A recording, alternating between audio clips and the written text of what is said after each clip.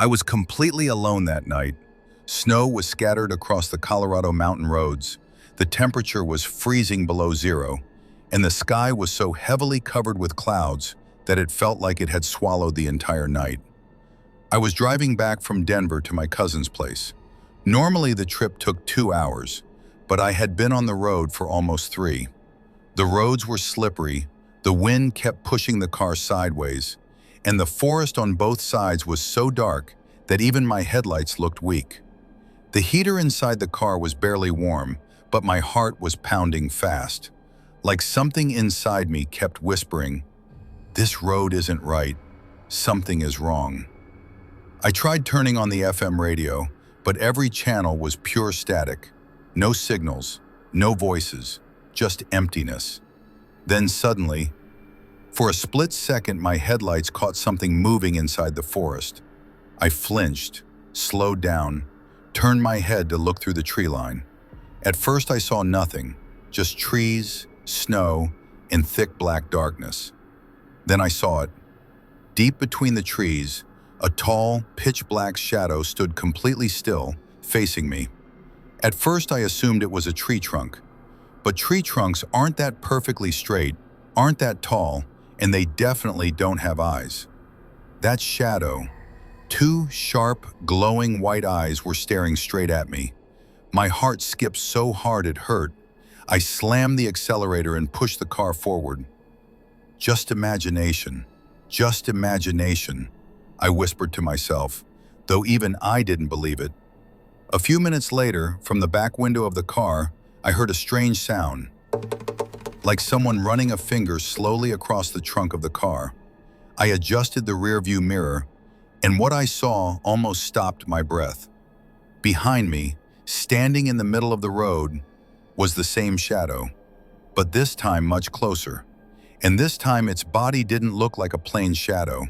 It looked like smoke and blood were being forced together into a barely human shape. My breathing turned wild. I pushed the car faster, cutting through the narrow mountain turns. The road was thin, covered with thick layers of snow, and there were deep cliffs just a few feet from the edge. But that thing was real. As I turned the next corner, there it was standing on the right side of the road.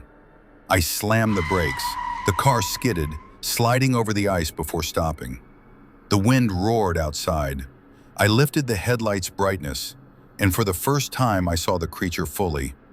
It was around 8 or 9 feet tall, its spine protruding outward, arms impossibly long, and its fingers were so thin and flexible they looked like the tails of snakes.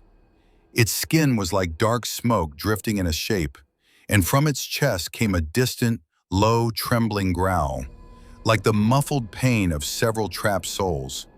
It stood with its head bowed down. Then slowly, so slowly, it lifted its head toward me. Its eyes, God have mercy, were pure white, like someone had frozen burning embers and shoved them deep inside its skull. I threw the car into reverse and pressed the pedal as hard as I could. The car spun, snow spraying everywhere, and I shot off in the opposite direction. But the creature simply stood there, completely still, watching me drive away. Yet as soon as I reached the next twisting mountain curve, it appeared again, right in front of me. But how was that possible? I had just seen it far behind me.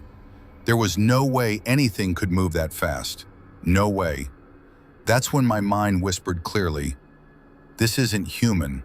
This is a shadow creature, and it doesn't follow the laws of the physical world." As I turned sharply, my headlights flickered over it, and its form shivered, like a shadow caught in a broken bulb's light. Then, it vanished. But I knew it wasn't gone. A moment later, I heard it again, on the roof of the car. Tock, tock, small taps, soft, but sharp enough to freeze my blood. Driving, I slowly looked up into the rearview mirror, and my eyes locked. The creature was sitting on the roof. Not fully solid, its body looked like living smoke pressed into shape. Its long arms hung down the sides of the car, and its fingers were slowly dragging across the edge of the windows. Each drag felt like a shiver crawling inside my bones. I slammed the accelerator. The car skidded, engine screaming, but it bolted forward. The creature slid forward too, its smoky form drifting until it was pressed tightly against my windshield. Its face only inches from mine, and its dead white eyes boring straight into me. Its cold breath froze the glass in small patches. Then it lifted one hand and slowly drew a long, straight line down the windshield. A scratch, a cut, a warning. I kept steering wildly, the road twisting and turning, snow flying everywhere. Another long curve came, and the car began to lose balance. I hit the brakes hard, the tires slipped, and the car came to a shaking stop. The creature, in an instant, burst into a wave of smoke and vanished into the forest. But through the tree line, those long, white eyes still watched me. I steadied my breathing, locked all the doors, and began slowly driving again. I thought maybe that was the end, but I was wrong. When I finally reached the last stretch of the mountain road, the part where the road becomes straight, surrounded only by white snow, my headlights illuminated something strange. Across the snow-covered road, down the center of the asphalt, were marks, not footprints, not tire tracks, but long, dragged shadows, as if something without a solid body had been gliding across the road. The shadow trails started exactly where I had first seen the creature in the forest, and they ended right here, directly in front of the turn that led to my house. I froze in the driver's seat, breathing fast, hands trembling, because the meaning was crystal clear. It had followed me the entire way. Every turn, every stop, every breath, until the moment my car halted here. And maybe, just maybe, it was still here, standing somewhere in the darkness right now, watching me.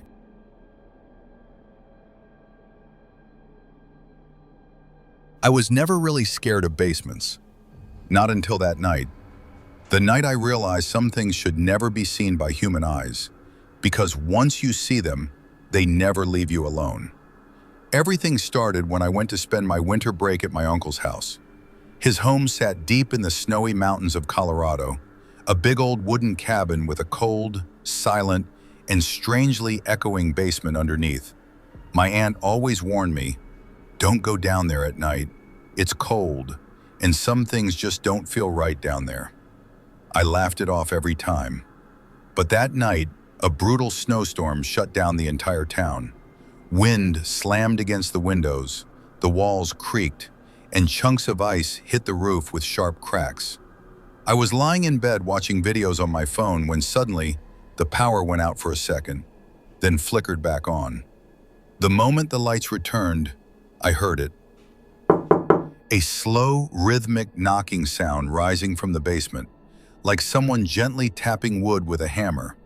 At first, I thought it was the pipes, or maybe the wind shaking something loose.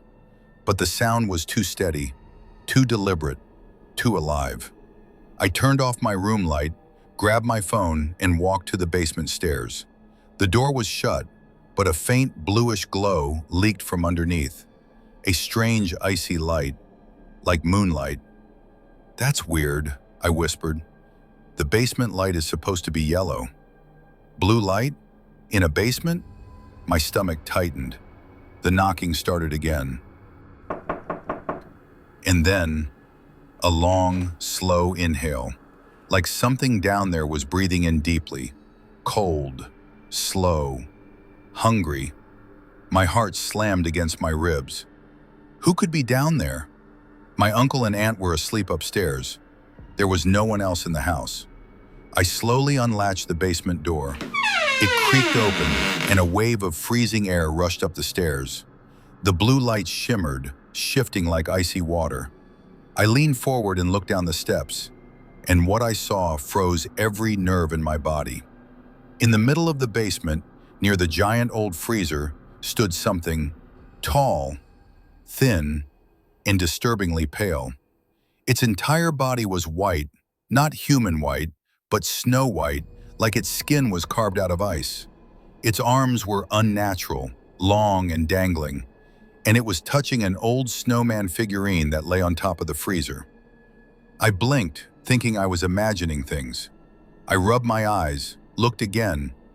It moved, slowly, gently, tilting its head as if listening to something I couldn't hear.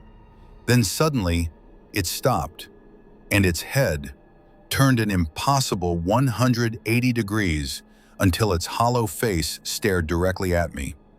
That face wasn't human. Two empty black pits for eyes, no nose, and a torn, stretched smile, like someone had cut its cheeks open to force a grin. My entire body locked in place. I was upstairs. It was downstairs. Only a thin wooden door was between us. It stared at me, and then it moved. Fast. Its icy feet hit the wood with a sharp thwack, and it started up the stairs. I slammed the door shut, locked it, and threw my full weight against it. The footsteps grew louder. Tack, tack, tack, tack, tack. The door shook violently. Thud. I stumbled back in terror. I waited, breathless, expecting the door to burst open. But then, silence. Complete, dead silence. I hesitated, crouched down, and peeked through the small gap under the door. The blue light was gone. The basement was pitch black again. I ran to my room, shut the door, locked it, and sat on my bed shaking. Sleep never came. At sunrise, I told my uncle everything. He opened the basement door, turned on the light, and walked down. A few seconds later, he called out, "Come here, look at this." On the basement floor were round, tiny, snowy footprints. Perfect circles, like they were made of packed ice. My uncle's hands trembled slightly. He said quietly, "This thing has been seen here once before." The previous owners said that during harsh winters, a snowball man appears in the basement, and if someone sees him, he comes back. My heart dropped. I asked, "Why? Why would he come back?" My uncle stared at the footprints. "Because he still wants to finish something he never got to complete." That answer stayed in my mind all day, all night. The next night, I locked the basement door, left all the lights on, and stayed in my room with the heater running. But around 2 a.m., I heard it again. Thwack, thwack, thwack. Not from the basement, from my bedroom window. My throat dried instantly. I slowly walked toward the window, lifted the curtain slightly, and there he was, standing in the snow, just inches from the glass. The same tall, thin, white figure, its face glowing faintly in the moonlight, its icy breath fogging the window.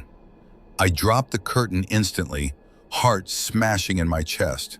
I ran out toward my uncle's room, but as I reached the living room, thwack, thwack, thwack, thwack, the front window. I lifted the lamp and stepped closer. He moved. Suddenly he was at the back window, then the side window, then the kitchen window. One by one, going around the house, like he was searching, like he was hunting. My uncle rushed out, grabbed me and whispered, "Don't move. Don't make a sound. Let him pass. He only wants to look inside." We turned off all lights and hid in the dark. Outside, his footsteps circled the house, crunching through the snow, slow, steady breathing, fading in and out. After a few agonizing minutes, silence. I lifted the curtain. He was gone. My uncle whispered, "He doesn't come on his own. Something calls him. Either you disturbed something in the basement, or he marked you when you saw him." For the rest of winter break, I stayed far away from the basement and far away from the windows. But on the morning I was leaving, I noticed something outside my window. Two long footprints in the snow, starting right below my room, leading far into the woods and disappearing into the trees, as if he had stood there all night, watching me breathe. But that wasn't the worst part. Next to those long prints were small, round, icy marks, like someone had dragged snowballs across the ground. I still don't know what he really was. A snowball man? A winter creature? Something that wakes in freezing basements and becomes visible only to those who hear its name? I don't know. But even today, if someone taps lightly on a window or I hear footsteps in the snow, I can't sleep the whole night. Because maybe he's still looking for me, and maybe his unfinished task is still waiting. If you want, brother.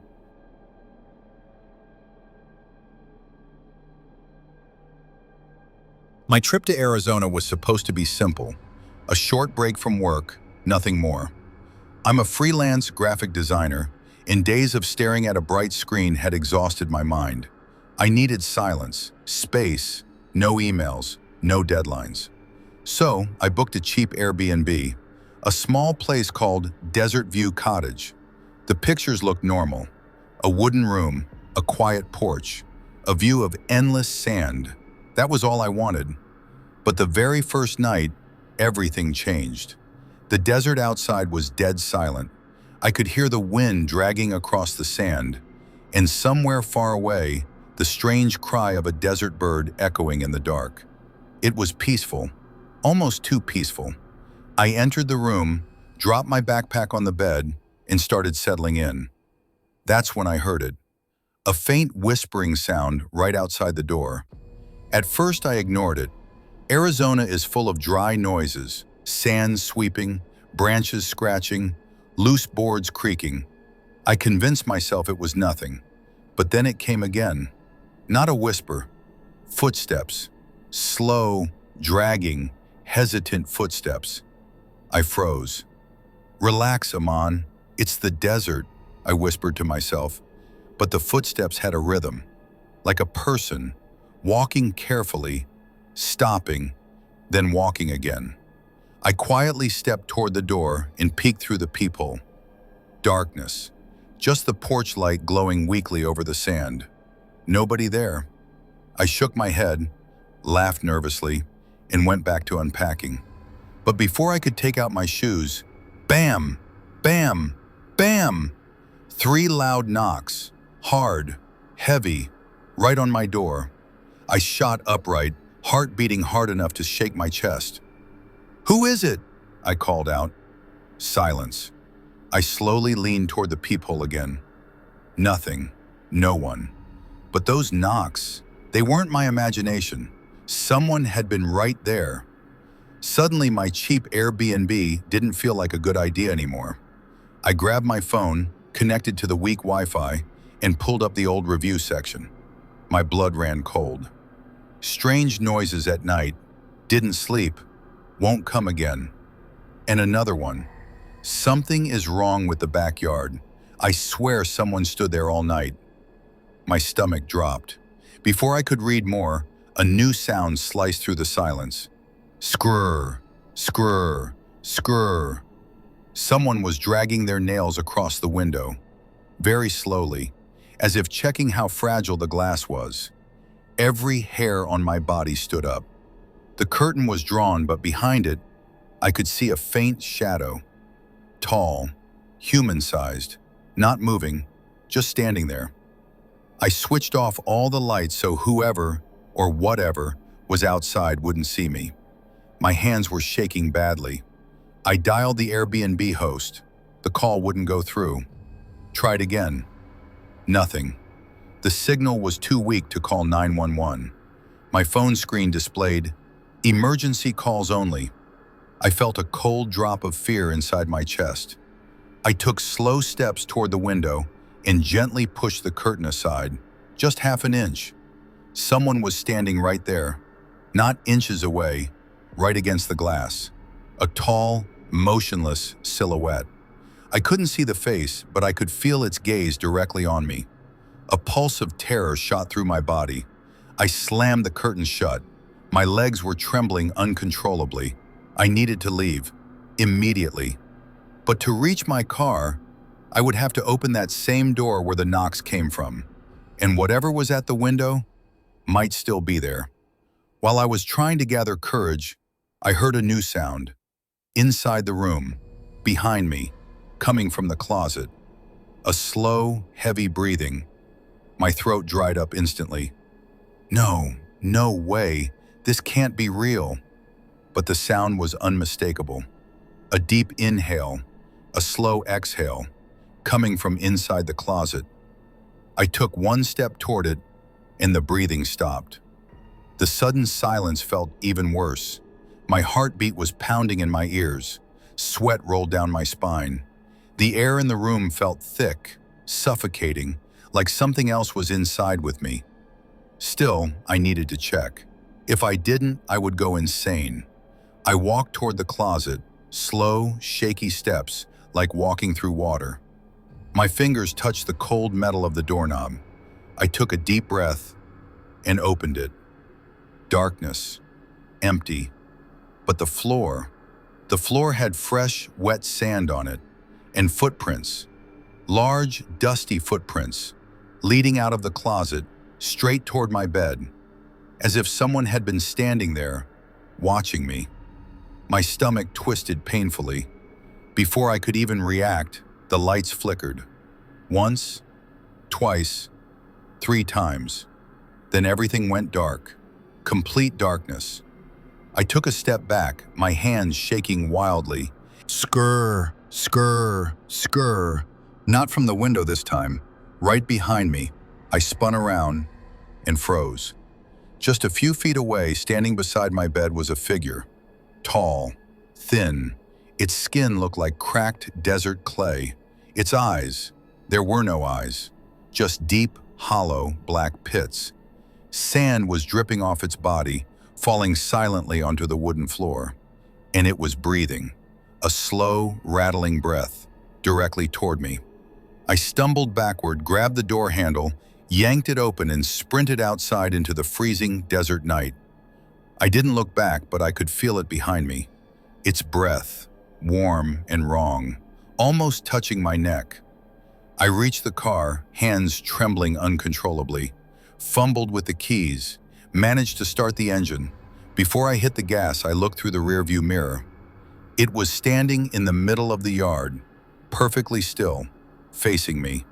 Then slowly, its neck began to turn, creaking, bending, twisting, until its head rotated all the way toward my car. I screamed and slammed my foot on the accelerator. The car kicked up a cloud of sand as I flew down the dirt road, not stopping, not looking back. I didn't breathe properly until I reached the highway. I never returned to that Airbnb, never even opened the listing again. But there's one thing that still haunts me. When I ran, when I looked back and saw it standing there, it didn't look surprised. It looked like it had seen this happen before, like it had been waiting for me. And sometimes, late at night, when I hear a faint noise outside my window, I freeze, because I'm not sure whether it stayed in Arizona or whether it followed someone else, looking for its next guest. If you want, brother,